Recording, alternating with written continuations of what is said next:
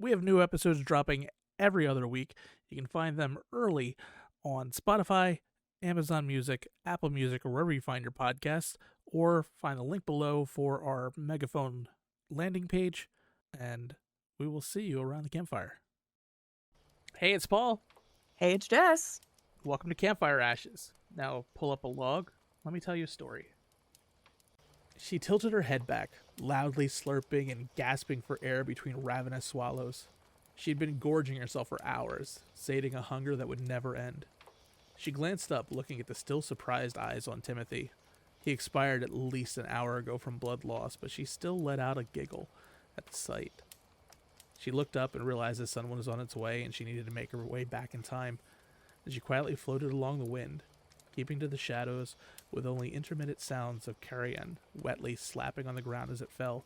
Without much effort, though, she managed to slough off the debris she used to hide the headless corpse neatly tucked away behind the dumpster. She shielded the midday sun from her eyes as she sat in the hotel room reading DMs from her OnlyFans account. She thumbed through each message, some more perverted than others, and she made a post letting her fans know that she was going to be in Philly. It was like perusing through a menu. Parasocial relationships made hunting so much easier than it had in years past. It wasn't always this easy. Despite it being a fantasy she offered, it was tough to convince them it was real.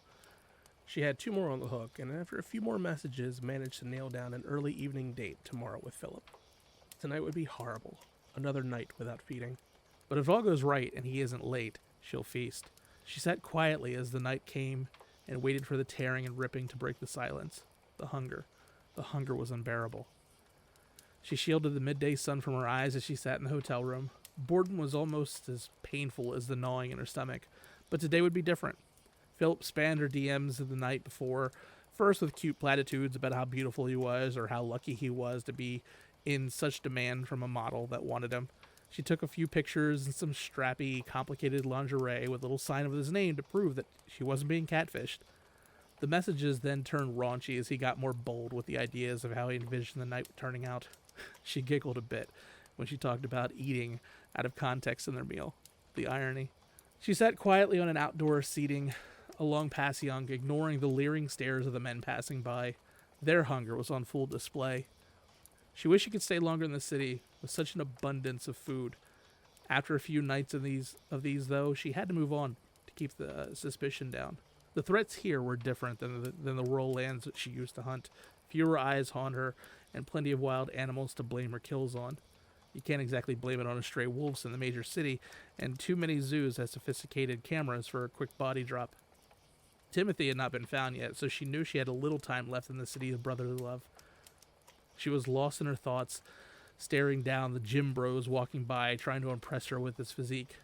Body fat packed so much flavor, and the taste of steroids always left a bitter aftertaste. The chair scraping against the sidewalk snapped her out of her hunger daydream to see a wide-eyed, grinning Philip sitting down. She smiled and immediately touched his hand as he finished scooting down to the table. Despite the hunger, she did love the courtship rituals. It was a dance, and every hunter loved the chase, and she was no different. The right clumsy innuendo, the tilt of the neck, a lilt in her laugh, it was all a game. She was disarming and charming, ignoring his utter lack of social skills and obvious red flags that would scare away most women. She had to be rather heavy-handed to give him the obvious clues to let him know that she was interested. She had to keep the conversation going until sun went down.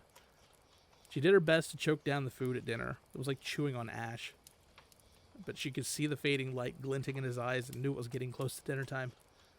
And she offered to take a walk with him. Despite the busy restaurant foot traffic, COVID was not kind to the area, and there were several stores that didn't make it through the lockdown, and plenty of quiet alleyways. A half hour passed, and she could see the last bits of daylight cresting over the trees, and she took a quick look around, seeing the foot traffic finally scattering down a bit to go unnoticed. She stopped walking and waiting for him to realize, and he quickly turned around to see her shoot a coy smile and a tilt of her head to signal to walk into the alleyway between the 2 storefronts, and he eagerly ducked into the alleyway. "You like to live dangerously?" she whispered into his ear as he pulled him closer. Philip couldn't speak. He was just dumbly nodding his agreement, and she smiled and tested the door. Obviously it was locked, but it was always worth a shot. "Can you watch out for me while I work some magic?" And he smiled and stood in the alleyway, trying to look wider than he was. and she twisted the knob with an unnatural strength, breaking the lock. And then she pulled a bobby pin out of her hair and cleared her throat and waited for him to turn around before she put it back in. A little something I learned from a friend. And she led him into the back room and kissed him softly. His smile grew as she playfully pushed him against the wall, and the kisses became more passionate, and her moans of ecstasy were impossible to hide. He was a horrible kisser, but she wasn't interested in his kisses. She felt the first tear rip through her body, and she slipped down her shoes and backed up and sheepishly pulled down her stockings. "Let's play a game." Philip nodded vigorously. She threaded his arms around a sturdy shelf post and put his hands together and wrapped the stockings around his wrist, binding him tightly. And then she reached under her dress and pulled down her underwear, balling it up and stuffing it into his mouth. He said something unintelligible, muffled by the cloth, but she could tell it was through the grin that it was just the anticipation of what he was hoping was going to happen next.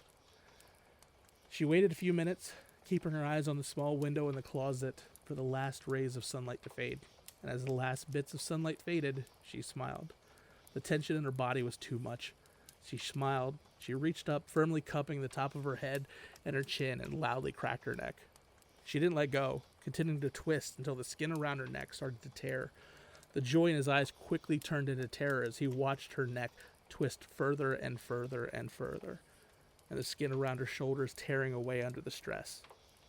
Another sickening pop, and her head managed to completely twist all the way around. Her arms went slack, and as her cute smile was replaced with rows and rows of sharp teeth and a crooked smile. Her body went slack, arms falling to the side, and her body began to slink down, slowly dropping to the floor, amid more and more tearing. Yet her head stayed in place. As the last few remnants of skin tore away from her torso, he started screaming and yanking at his restraints. A disembodied head and spine floated in front of him, entrails dangling underneath. It floated towards a wide-eyed Philip.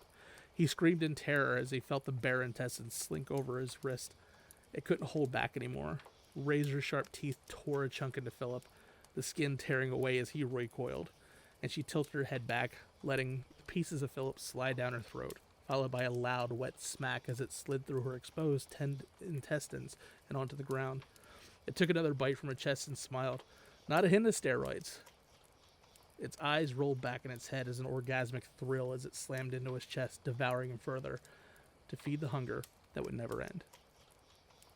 No. Just...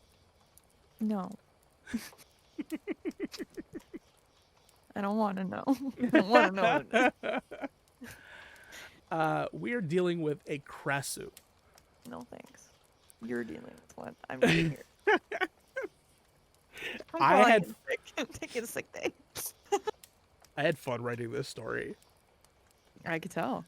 It was a fun one because it was told. We haven't done one told from the eyes of like the thing that we are doing.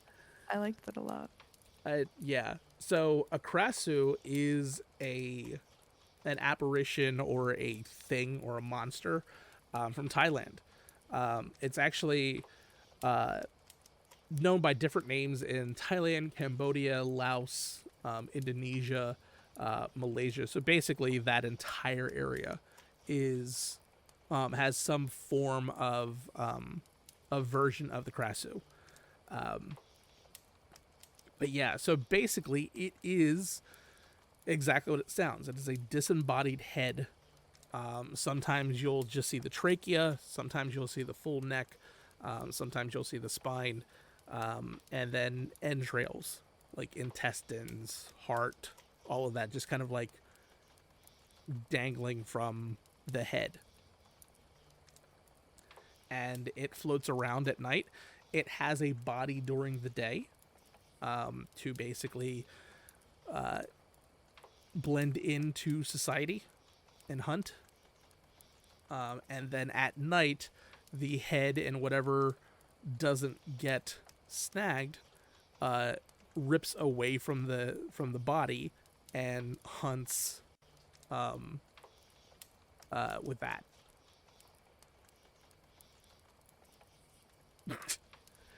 You are not happy. I don't even like the whole purpose of the show is back and forth and banter, and I don't even know how to make words right now. I don't like it. I don't like any of it. I'm scared. It's just, it's like it's just a head, but it's not a head. It's like parts of a, I don't, just go on. Go on. I don't know. Yeah, so it's basically like there is like it depends. Like it depends on the interpretation of the Karasu. Sometimes it can have lungs, it can have liver, it can have like basically just everything, whatever doesn't get snagged out of the neck area when it like pulls out can pull out. So like a whole intestine could be there and everything like that. And I kind of took that liberty with the story and everything like that. It was cute because it was like they are very much hunters. They are the things that that hunt at the night. It was believed to be a woman who tried black magic and failed, obviously failed miserably. It's been retold several times that it was an ancient Khmer princess who cheated on her husband with a soldier, and then that soldier was decapitated, and the princess was burned at the stake. However, before she died, she chanted a spell, and then her body was saved, but she was only able to save like her head and some of her organs. So it's giving Full Metal Alchemist, but like in a not fun way. Kind of, yeah. It's kind of like the mom. Very much not fun way. Yeah. But yeah, it's so creepy. So this was something that wasn't even on my radar until I was reviewing a comic book. Yeah, the Dead Boys Society. I think it's called the Dead Boys Society. It's a from the Sandman universe.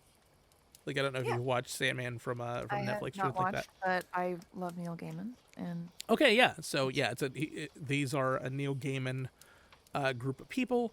They are basically just two dead kids that became detectives. Like one died in the 1800s and was like a Sherlock Holmes kind of person, and the other kid died in the 50s, and it's much more of like an Elliot Ness or a more of a crime noir kind of guy, and they both work to solve crimes as ghosts. And one of the newest, like a lot of fun. yeah. So one of the newest episodes, yeah, they should be a show. Give me the show. Write it. Amazon, what are you doing? Yeah, seriously. So in the newest series that they're dealing with, they were hired by a person to figure out this murder. And as they stumble onto the plot, the murderer is a person that has created a Krasu. And then you learn that there are other South Asian inspired monsters that are actually the good guys, but the Krasu was obviously not one of them. And it murders like the person that hired them, and then they have to try to figure out that murder mystery, as well as like who is bringing out all of the other horrific things that are doing it, and all that kind of fun stuff. But I was just like, ooh, that's creepy. Let me look if that's real. And then I looked it up like, oh, well, that's a story I'm writing. Wow. Crazy how that all works out for you. Yeah. So You I was stumbled just like, upon it. yeah, I had other stuff in And mind, and then cursed I me saw with the that. knowledge that it exists. Well, yeah. I mean, we have to look. You don't get to talk Miss Isle of the Dolls from last episode. No. You don't get to be like, oh, well, why did you do this to me? It's, woman. Well, because here's the thing. You know this place exists already. I could have just- gone my whole life without knowing that exists. Yeah, but that doesn't mean I don't want. It doesn't mean I want this to exist either. Yeah, this is fair. You just have to burden me with the knowledge that it exists. It's fine. Hmm. And a Um, bunch of other people. Yeah. In Cambodian, this is called an op, AHP. Same thing. It's basically it's a similar story that they are witches that were trying to practice powerful black magic, and the spell rebounded, and that cursed themselves. They eat carrion that are or rotting meat of some sort, and they're never full. And obviously, part of that is because as I wrote the story, and like you didn't know what was going on in the beginning, and then you found out later. Well, they have no like real stomachs, so like the food that they eat just kind of falls through the floor once they finish chewing it, because there's like nothing to kind of keep there. If you don't even have a stomach, why are you? Well, it's the same thing with zombies. Like zombies are dead. They don't need to eat, but they continue eating. Well, yeah, because their purpose. Well, that's what this purpose is. Well, get a new one. Also, and this is the weird one, they are attracted to pregnant women to devour their placentas and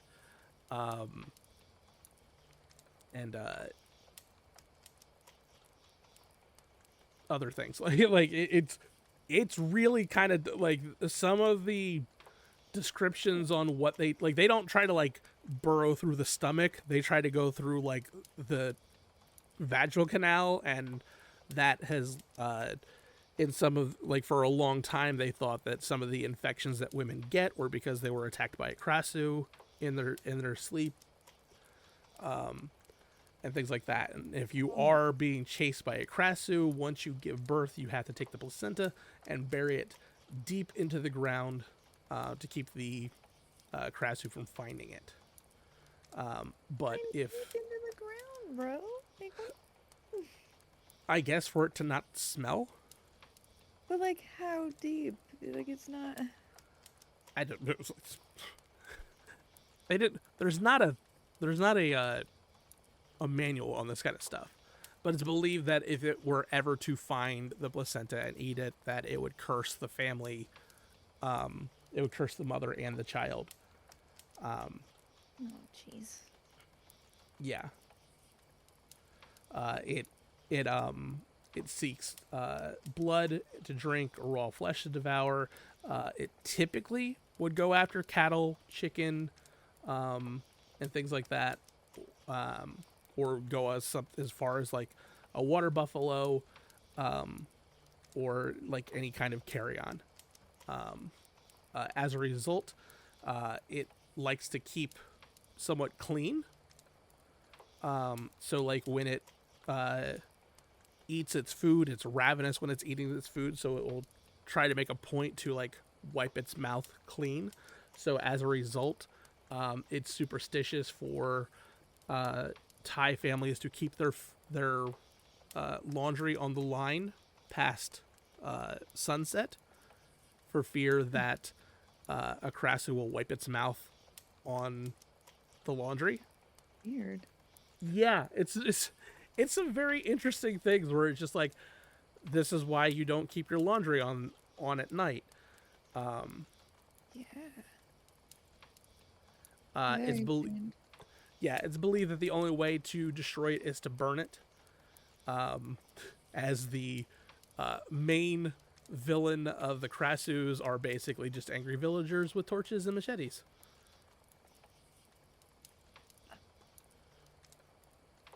I see. Yeah, or they try to kind of track it to where it can find its body, because it does reattach to its body every day. So Right, you were saying it does have a body in the day, so it just kind Mhm. of like it hits nightfall and it's like, oh, well, it's that time of night again, and it just drops it wherever it's at. yeah, so sometimes it'll hide it, and because I mean it's a headless corpse, like it's kind of creepy. So I thought it would be kind of neat if like an influencer was a Krasu, because Yeah. then it's that whole concept of like you are a model. Like we've had the team for a very long time now, so like we've dealt with parasocial relationships. We've dealt with these some people that just take it a little bit too far Oh my to the god. point Yeah. like we've had to ban people from like events. Like Yeah. there's a list of names that like these people are not allowed in the building kind of thing because we haven't gotten a restraining order on them yet, but we Be want to wild. kind of thing. People be wildin'. Yeah. So I like the idea of a Krasu in our time learning to take advantage of parasocial relationships. And this was like an internet. She was just like, I have an OnlyFans account because what is men can be stupid. And if I can take advantage of that, I will. And she basically just created parasocial relationships through an OnlyFans account. It was a hot girl that happened to be also be a Krasu, and that feels like it would be like a very deadly thing nowadays because there are so many people. Like we've had it. Like we have an OnlyFans, we have a Fansly accounts. We don't use them. The only reason we have them is to make sure people can't use our name and scam people because there's lists of people that will take a name and pretend to be this X star like Amaranth or other people, and then just unfortunately go through their friends list and DM those people. It's like, hey, I'm kind of privately doing this. If you send me money, we'll do this, or if you send me this, we'll do this, and kind of things. So the idea, what?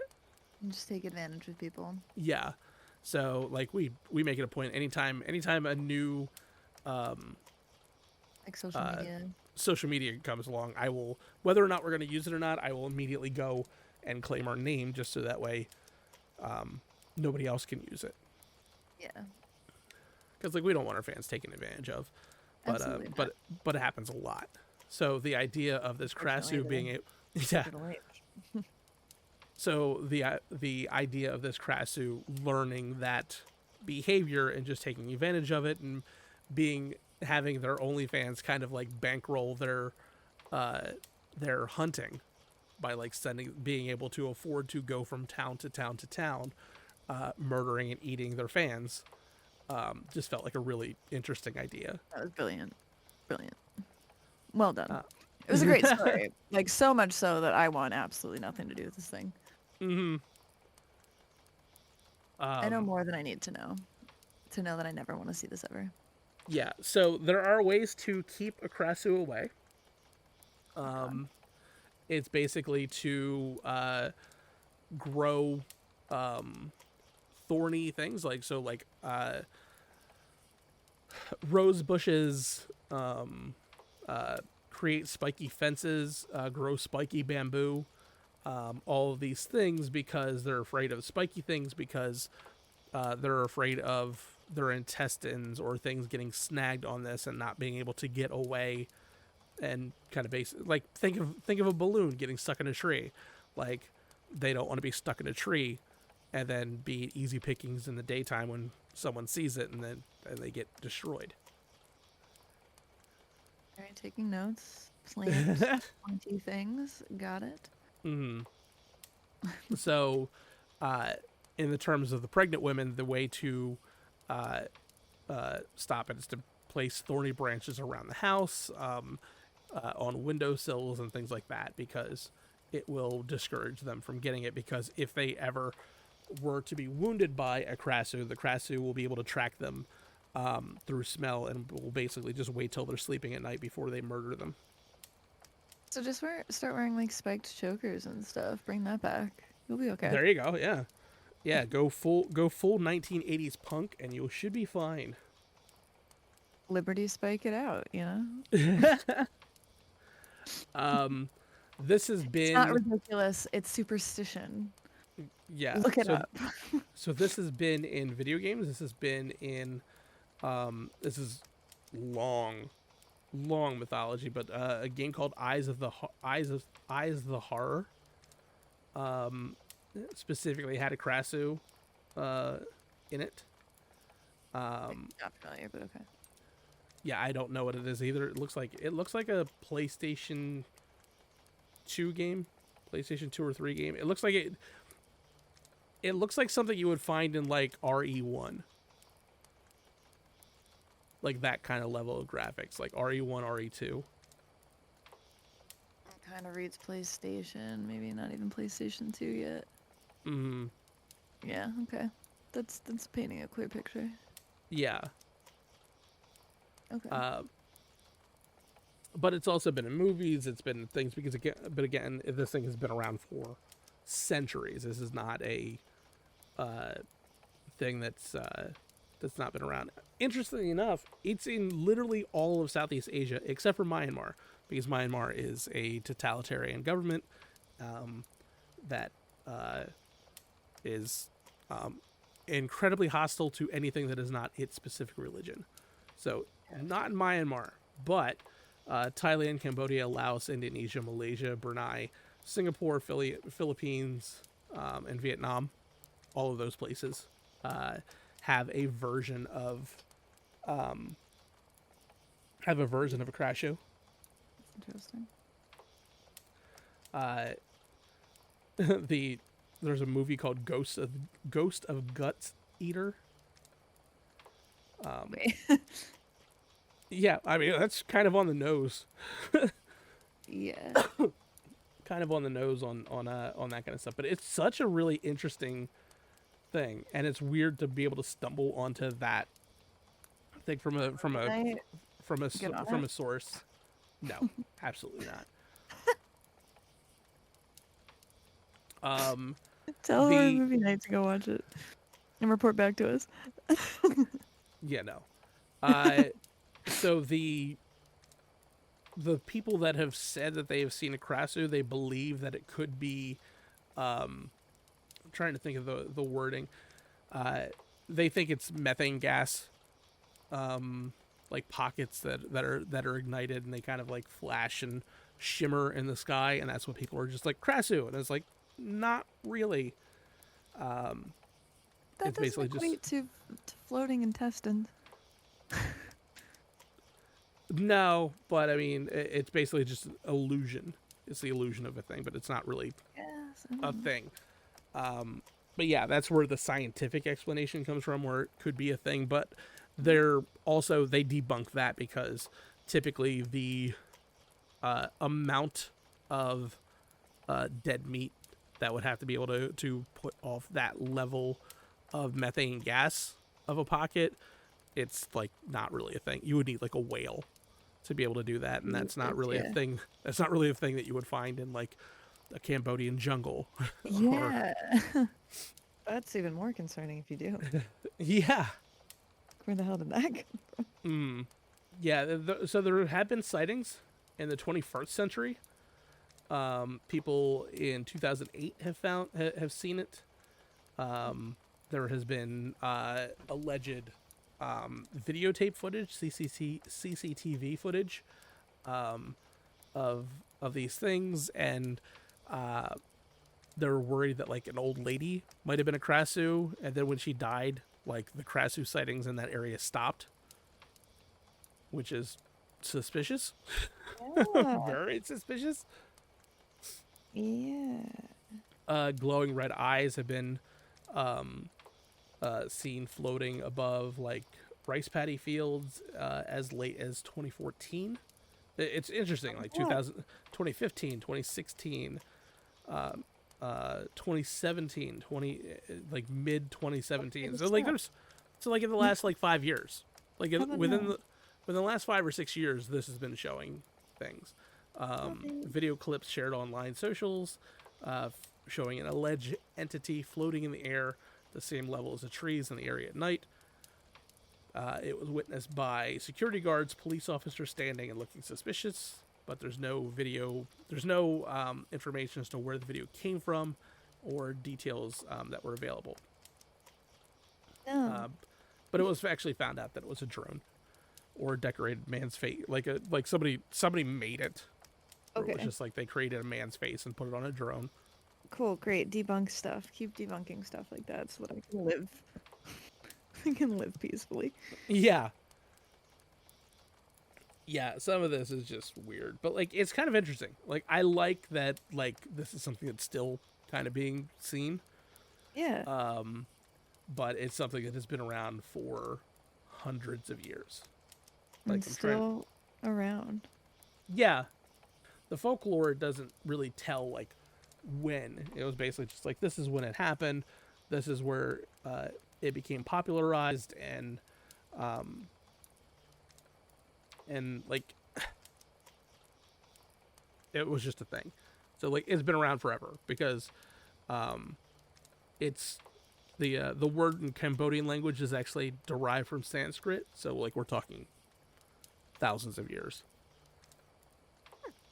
So basically, as long as people have inhabited that area, the Karasu is something that's probably existed in that area. I don't love that. No, tale as old as time. No. She's like, no, not a fan. No. I'm not like. No, thank you. I had, Put I that had thing back fun where with it came from. yeah, no, I had fun with this story though. It was a really good one. Good. But yeah, I personally, I'd never want. I'm crawling out of my own skin over here.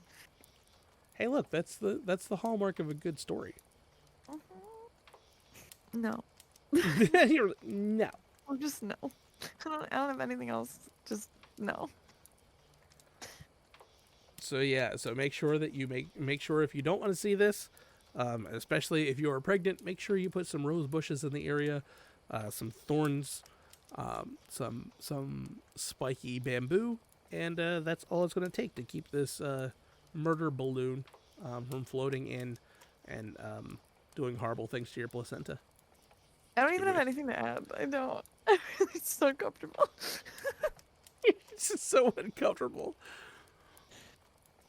That's the best part, though, is when you're just like, ugh, no, this is not a thing. Not a fun thing. Invest in like a spiked chastity belt. There you go.